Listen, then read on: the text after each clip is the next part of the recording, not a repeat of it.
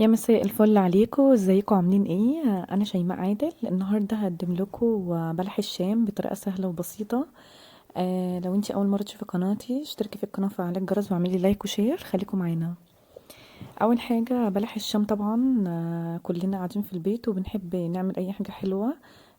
بالذات في الشتاء، يعني هو خلاص احنا في اواخر، يعني خلاص داخلين على الصيف.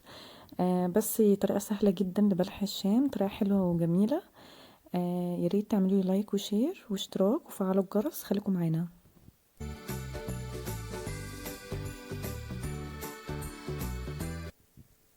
اول حاجه هعمل الشربات بتاعي.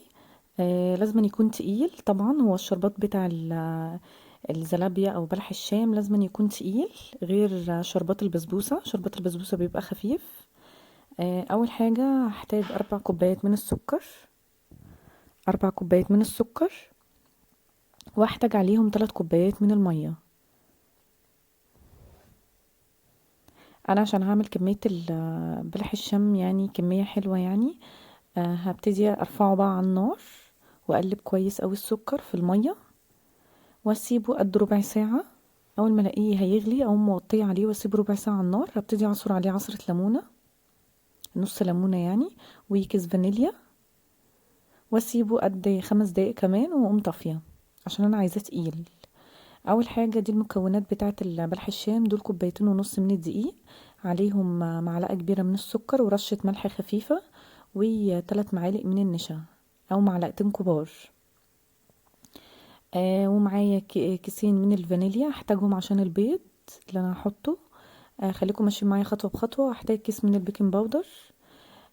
خليكم ماشيين معايا الخطوات. اول حاجه هرفع حله على النار، هبتدي احط فيها 2.5 كوبايات من الميه. كوبايه الميه قد الدقيق. انا احتجت 2.5 كوبايات من الدقيق، هحط قدامهم 2.5 كوبايات من الميه. تاني حاجه ال... تاني حاجه الدقيق انا نخلاه. هبتدي احط معلقتين او 3 معالق من السمنه او الزبده. لو انت مش حابه سمنه او زبده، حطي 4 معالق من الزيت. بس لازم تحطي يا زيت يا سمنه، بالشكل ده. يا ريت لو انت لسه ما عملتيش لايك اعملي لايك وشير واشتركوا في القناه وفعلوا الجرس. هبتدي اقلب كويس قوي لحد ما الميه بتاعتي تغلي، بالشكل ده. هبتدي اجيب بقى الدقيق بتاعي هبتدي اخلط الاول السكر والبيكنج باودر والنشا. هبتدي اخلطه على الدقيق اللي انا نخلاه 2.5 كوبايات دقيق. هبتدي اقلبهم كلهم على بعض ورشة الملح، علشان هبتدي انزل بالمكونات مرة واحدة لما المية بتاعتي تغلي. خلاص المية غليت، هبتدي انزل بقى بالدقيق عليه المكونات اللي انا لسه قايلها لكم، بالشكل ده. هبتدي اقلب كويس جدا الخليط بتاعي ده اللي انا عملته، بالشكل ده. انا بقلبه بسرعة. ممكن توطي النار او ترفعي الحله من على النار على بال بس ما العجينه بتاعتي تلم، وهرجع احطه تاني اهو. اول ما لمت كده هقوم موطيه النار وحطها تاني على النار. ابتدي بس اشوح العجينه بتاعتي شويه لحد ما يكونش فيها دقيق خالص. معلش ما كنتش عارفه اصور عشان انا كنت بصور لوحدي يعني. الكاميرا كل شويه تتاخد على جنب. انا وخلاص رفعت العجينه بتاعتي من على النار. بصوا لمت، اول ما تلاقيها لمت كده يبقى كده العجينه بتاعتي نجحت. هبتدي احطها في بولة وابتدي افتح كده فيها. هجيب دلوقتي المضرب الكهربائي وابتدي اضرب فيها علشان السخونية بتاعتها عايزاها تهدى خالص وعايزاها تبرد، بالشكل ده. هبتدي اجيب المضرب وهبتدي ان انا اخليها ان هي تبرد بالمضرب الكهربائي. طريقة حلوة قوي لبلح الشام، والله جميلة جدا. انتوا لو جربتوها تعملوها كتير. اهو بصوا انا ببتدي اطلع منها البخار اللي فيها، وبعد كده هسيبها لحد ما تهدى خالص، وبعد كده هرجع تاني بالشكل ده. آه انا كده خلاص اهو، ابتدى الدخان اللي فيها ابتدى يطلع. هسيبها برضو تهدى شوية على جنب. اه خلاص هي كده بردت خالص على فكرة. اوعي تحطي عليها البيض الا لما تبرد خالص. انا حطيت كيسين الفانيليا على الثلاث بيضات بتوعي. والبيض خطوة مهمة جدا ان انتي تنزلي ببيضة بيضة. اوعي تنزلي بالثلاث بيضات مرة واحدة. انا هو نزلت باول بيضة وابتدي اضرب بالمضرب. او يا اما انتي عجنيها بايدك او عجنيها بالسباتيولا، اي حاجة بالشكل ده. هبتدي انزل بالبيضة التانية. لازم ترشي رشتين الفانيليا علشان الزفارة بتاعة البيض. وهبتدي انزل دلوقتي معاكم بمعلقة كبيرة من الخل. اولا بتمنع من زفارة البيض، ثانيا بتخلي البلح الشام بتاعي هش وجميل. معلقة الخل دي خطوة مهمة جدا، اعملوها. هبتدي نزلت تاني بيضة وهضرب تاني برضو. اهو دي تالت واحدة، وابتدي انزل عليها بمعلقة الخل. وانا نزلت بالكيسين الفانيليا عليهم على الثلاث بيضات قبل ما انزلهم بالشكل ده. هبتدي اضرب تاني كويس. اهي خلاص العجينة بتاعتي لمت وبقت جميلة. هبتدي احطها في الكيس اللي هو الحلواني. هوريكم دلوقتي شكل القمع شكله عامل ازاي. هو ده شكل القمع. الشكل ده اللي هيطلع لي بلح الشام حلو. خطوة برضو مهمة جدا ان انت بلح الشام لازم أن يكون الزيت بارد خالص. يعني انا لسه دلوقتي يعني كده الزيت بارد، ما ولعتش عليه اصلا. هبتدي بالشكل ده انزل. اهو بصوا. وهبتدي اقص بالمقص وهدهن المقص بتاعي بالزيت بالشكل كده، بالشكل ده. كل ده على البارد، كل ده والزيت بارد خالص. اوعي تعملي بلح الشام والزيت انتي مولعه عليه، لا خليه بارد خالص وبعد كده ولعيه. اهو. ابتدي اعملي بقى انتي نفس المقاسات. الصوابع بتاعتك بتاعت بلح الشام اعمليها مقاس واحد عشان يبقى الشكل في النهائي بتاعها حلو. انا خلاص هبتدي اولع بقى على النار عليهم. اول ما خلصت الكميه بتاعتي، ويا ريت ما تمليش الطاسه، هي الكميه اللي انا عاملاها دي كويسه علشان هو هينفش دلوقتي. طريقتي دي ناجحه والله خالص، جربيها هتعجبك جدا وهتعمليها على طول، وطريقه سهله وخفيفه.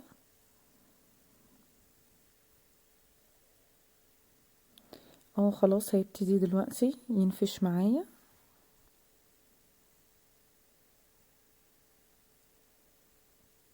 بالشكل ده. اهو بصوا ابتدى هو ينفش معايا اهو في الزيت. ما تقلبيش دلوقتي الا لما يتماسك، لانك انت لو قلبتيه دلوقتي هو لسه عجينه هي شكله هيبوظ. اهو ابتدى هو. بصوا ابتدى حجمه يزيد اهو. انا عشان كده قلت لكم ما تزودوش، هو اعملوا حبه صغيرين علشان يطلع معاكي بلح الشام ناجح. هو متعب في ان انت لازم الطاسه تبرد وترجعي. يعني انا دلوقتي هحتاج ان انا اعمل تاني بعد الطاسه دي، فانا هستنى لما الطاسه تبرد وهرجع اعمل فيها تاني لما تبرد خالص وهشيلها من على النار. اوعي تعملي بلح الشام والزيت على النار. شيلي الزيت خالص من على النار عشان يطلع ناجح معاكي. هبتدي بقى اول ما لقيته متماسك كده لازم بقى تقعدي تقلبي فيه عشان ما يتحرقش منك ويطلع كله لون واحد. لازم تقعدي تقلبي كده فيه بالشكل كده. انا اهو خلاص هبتدي اطلعه لان اللون ده حلو كده بتاعه، اللون الذهبي ده جميل. الكمية بتاعتي عملت معايا كمية كبيرة على فكرة، كمية حلوة بصراحة. كوبايتين ونص دي عملوا معايا كمية حلوة بصراحة. البلح الشام اللي انت ممكن تجيبيه من بره يعني غالي، انت هتعمليه كمية كبيرة جدا ورخيص خالص بكوبايتين ونص دي. انا هو ببتدي اهو اقلبه كويس وهطلعه خلاص. هطلعه في الشربات بتاعي اللي انا عملته من شوية. الشربات طبعا لازم أن يكون بارد خالص. الشربات انا حطيته في التلاجة على فكرة شوية، حطيته يجي ساعة في التلاجة علشان عايزة الشربات يكون ساقع وبارد خالص ويكون تقيل. اهو الشربات بتاعي اهو خلاص. انا صفيت الزيت كويس اوي من بلح الشام. صفيت الزيت كويس وبعد كده طلعته قلبته تقلبتين في الشربات. وهبتدي احطه في مصفى سلك بالشكل ده. انا خلاص هطلع الكميه كلها في المصفى السلك. لازم خطوه مهمه برضو ان انت تحطيه في مصفى سلك علشان يصفي كل الشربات اللي فيه، عشان يبقى مقرمش معاكي، ما يكونش معجن. ولازم يكون الشربات بتاعك يكون تقيل علشان ما يعجنش معاكي، عشان يبقى مقرمش لازم يكون اولا الشربات تقيل، وثانيا ان انت تحطيه في مصفى كده زي ما انا مورياكي ان انت تصفي كل العسل اللي فيه، ويكون بارد خالص ويكون تقيل.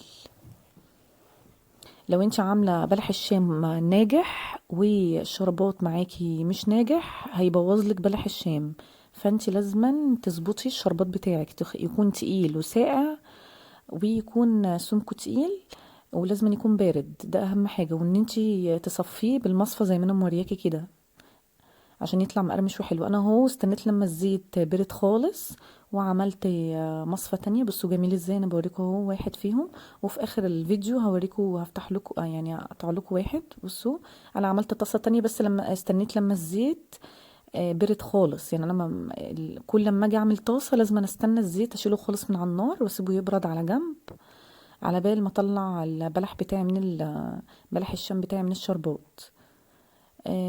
اوعي تعملي بلح الشام والزيت سخن، لازم تشيليه خالص الطاسه خالص من على النار لما تيجي تعمليه. وده كان الشكل النهائي ليه. لو انت عندك بقى فستق يا ريت ان انت تجرشيه وتحطيه بقى على الوش كده ان هو يبقى شكل او منظر. انا ما كانش عندي فستق بصراحه، فحطيت سوداني مجروش بالشكل ده ان انا زين بيه يعني. الفستق هيبقى جميل قوي، بس انا ما كانش متوفر عندي فستق وكده. وده كان الشكل النهائي لبلح الشام. بجد طعم حكايه والله العظيم، طعم حلو قوي ونضيف، احسن طبعا من اللي انت بتجيبيه من بره، وارخص من اللي انت بتجيبيه من بره. عملت معايا كميه كبيره جدا على فكره بالشكل ده. انا هو بوريكم واحده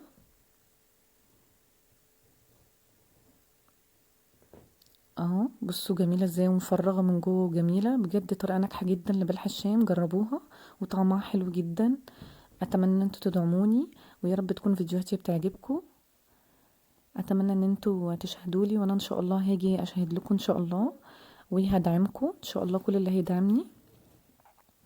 واتمنى ان انتوا تفعلوا الجرس للكل علشان يوصلكم كل جديد مني. ويا رب تكون حلقة النهاردة عجبتكم عن بلح الشام.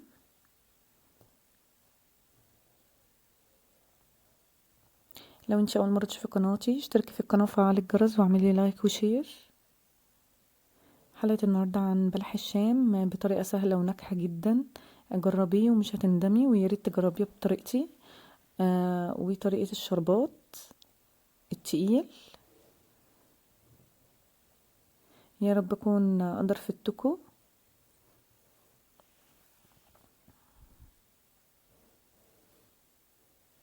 جميل قوي وهش وجميل خالص. بلح الشام تحفة بصراحة وطعمه حكاية يعني.